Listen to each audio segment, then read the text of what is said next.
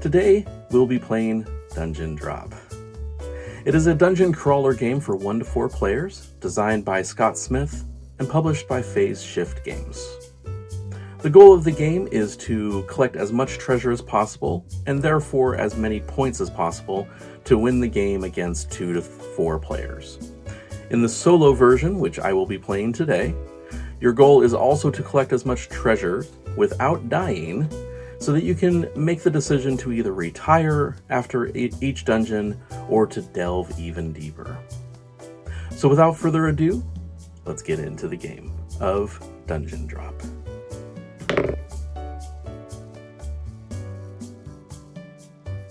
Welcome to Dungeon Drop. The setup is very much like the multiplayer version, where you drop the dungeon with all the small pieces and the monsters into the dungeon. I'm using this box to kind of conceal the dungeon so it doesn't fly all over the place. The extra parts that you use for the solo version is the relic pieces, the stair piece, and then your meeple. So I'm just going to put those in with the mix. The relics are scored at the end of each dungeon before you either retire or delve deeper into the dungeon. Each relic piece, you use this to score on the Spelunker card. These are the pillar tokens. You use those to replace the pillars in the dungeon. We'll get to that as soon as gameplay starts. I've already randomly chosen my race, which is the half-orc. It has the bash function, which I can flick one monster. And I also randomly chose the mage, where I can choose 2 cubes at random, use one of them as a pillar as needed. Each time you use one of those options, you can only use it 1 time per dungeon. There are goals that you can choose that are only for solo or only for multiplayer rather as well. You can either take those out or just redraw when you get them. I randomly drew the gem cutters gemstones. So I'm going to drop the dungeon. They mention 6 to 12 inches above the dungeon when you drop.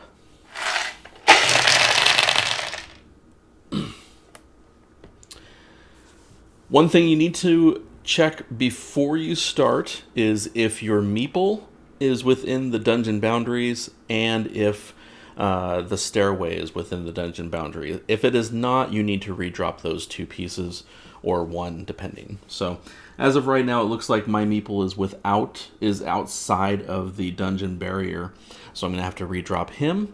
However, the stairway is within the boundary, so I'm going to redrop him like that.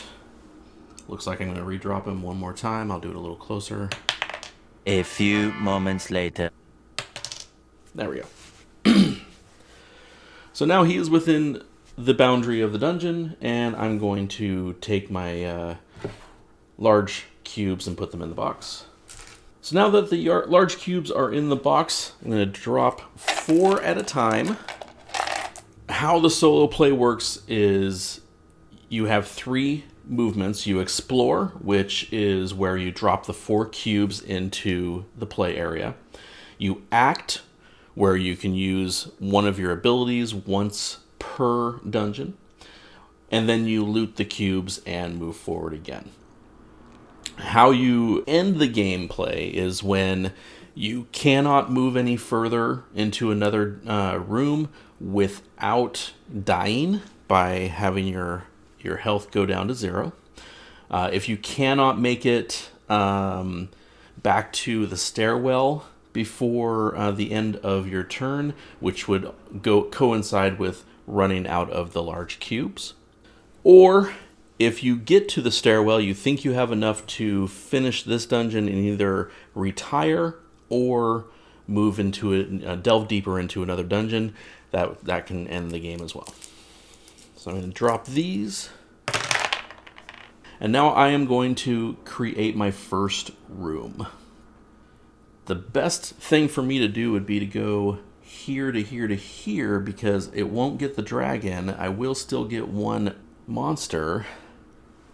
I'll still get one. I'll get a key. So it's not the greatest start, but we'll do it anyway. So to start off, you just replace these cubes with the place markers. We're going to use this cube right here. Those will stay out of the game until you create a new dungeon. I will grab this key, and it looks like that will give me, that monster will give me 1 damage, and I get 1 key, and then I keep going. So that was my first room. My second room, I need to drop 4 cubes first. If any cubes that you drop fall into the room that you're in right now, which I'll just move my guy in there, you cannot score those cubes unless you go back into that room somehow. So drop.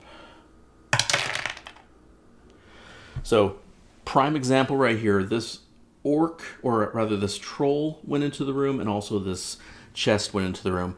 They are not going against me until I go back into that area if I choose to do so.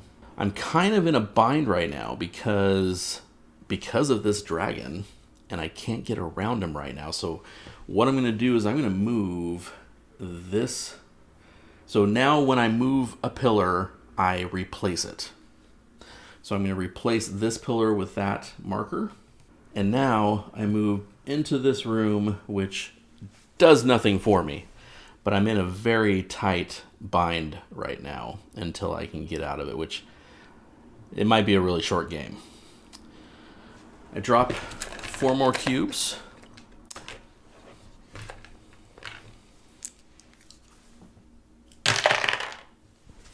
Didn't help too much. So what I'm going to do so I can get out of this bind, I'm going to use my half-orc ability, which is once per dungeon. I'm going to flick 1 monster, which I'm going to get that dragon out of the way, because without the purple cube, which is way in the corner that I cannot get, I cannot kill that dragon. So I'm going to just flick him out of the way, way out of the way. That actually worked really well. Now I need to reset the parameters of my dungeon. I think my best bet is probably to go to here. That way I get this key.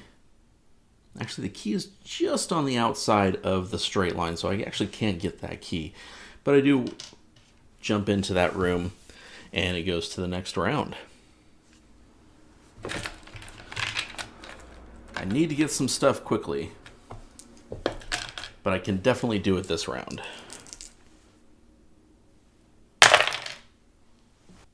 So I think what I'm going to do here, I'm going to use my mage ability. I'm going to grab 2 cubes without looking. So I can, unfortunately the pillar doesn't help me much, but I can use any gold cube as a pillar this round.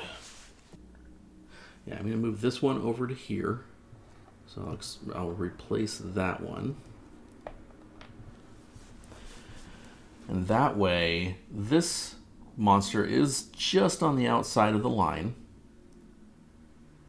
Oh, but you know what? I can't do that because of that piece right there. So unfortunately, I'm going to have to move that back.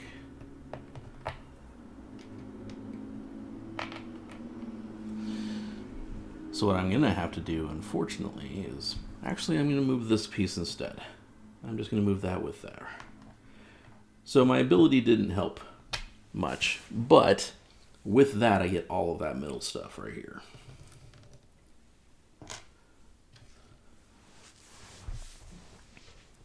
So I have a lot of keys, and I have no treasure. So I'm going to drop 4 more. So I think what I'm going to do, I really don't have that much going for me in this game right now. I think I might just move this one over here.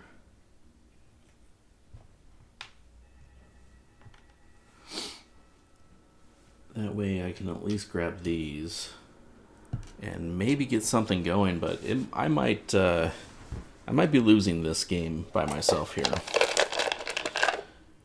Yeah, I think I might be losing.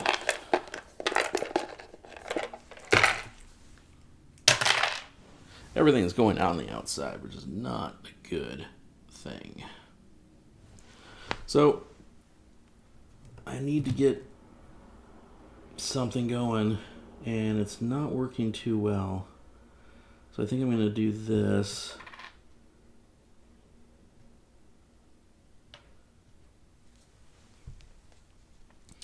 And that will get these two, which that troll takes 2 hit points. And I only have 2 rounds left to get to the stairs, which it might not happen. And that means it'll be a very quick game. Especially when I knock everything all out of the way. So I'm going to have to move this piece here if I'm able to even try and get out with the stairs. That gives me this cube right here. Still kind of in the same area, and I have 1 round left that I need to try and get to the stairs. So I'm going to try to drop in front of that. We're just going to move that off there. And that actually made it so I can actually get out. So what I'm going to do is I'm going to move this one over here.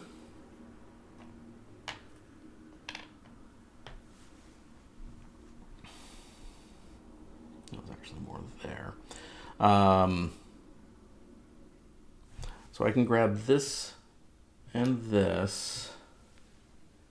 And that's all I get from there, but I can get to the stairs, so that means I can either retire or get out of the dungeon. So now, since it's the last turn, I've run out of cubes, so I can either take the stairs or retire. So now I need to consult the gameplay handbook.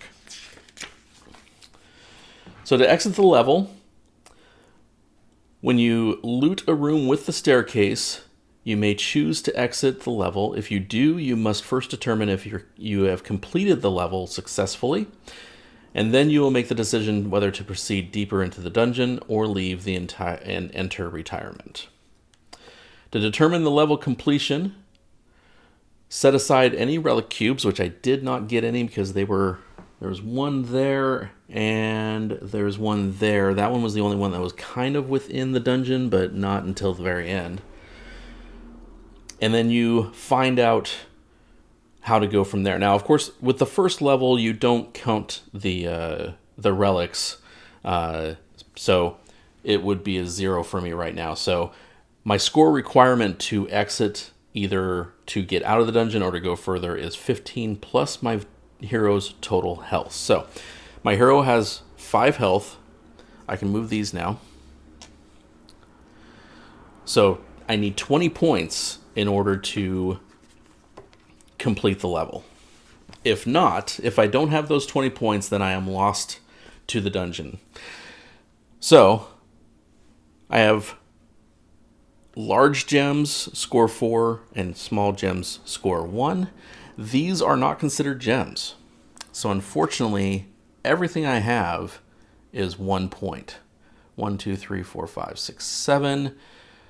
The trolls are worth 2, 9, and then the small monsters are worth 1 for 10 points. Unfortunately, I did not come out of it with the score requirement to exit the level, so I am lost to the dungeon. There are other options as far as leaving. If I had the 20 points, I could either retire or continue on. You do have a legacy. If you choose to keep going further, you have different legacies that you can get depending on how far you want to go with the dungeon drop and how many points you want to be. And if you want to get as high as possible, it does get harder and harder the higher level you get, because with the relics you get, it gets harder and harder as far as how many points you need. So thank you for joining me on this playthrough of Dungeon Drop. It was kind of a quick playthrough, however, should have gotten the point across on how to play the game. Please like and subscribe. That would help me out a lot. I would be forever grateful to you for that. And I look forward to bringing you more solo play of board games, tabletop games in the future. Have a great day.